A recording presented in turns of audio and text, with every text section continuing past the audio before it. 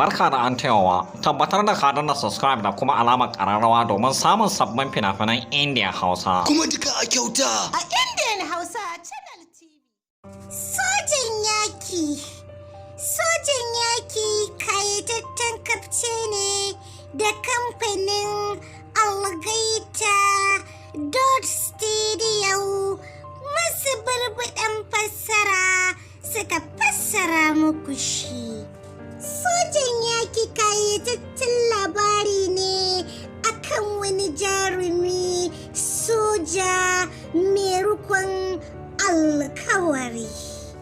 Jarumin naka yana taka da soyayyarsa da shi da wata budurwarsa mai matukar kaunansa, sai dai kash mahaifinta ya yi kane-kane a cikin soyayyar tasu, sai da ya raba su. Sai dai gogon naka tun bayan rabuwarsa da ita a jami'a bai manta da halaccin da ta yi mishi ba.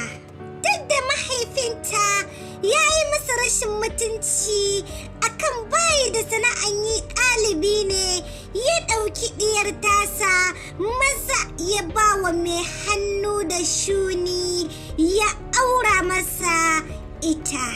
Hakan ne ya sa gogon naka shi ma ya yi zuciya maza ya je ya shiga soja don korewa zuciyarsa kunci.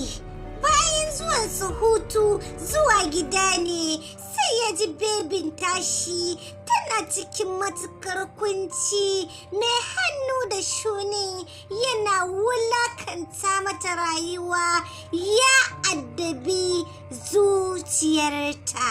Nan take jarumin sojan naka ya yi aikinsa na soja a kan shi, maza ya tarwatsa masa rayuwar shi.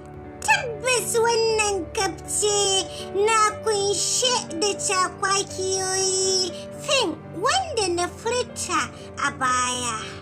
Kai dai nemi naka kayatattun kafce na fim ɗin sojan yaki na kamfanin algaita don more cakwakiyar da ke cikinsa. Kada ka manta, idan wannan shine zuwanka karo na farko zuwa wannan tasha tamu mai albarka mai suna Indian Hausa Channel TV.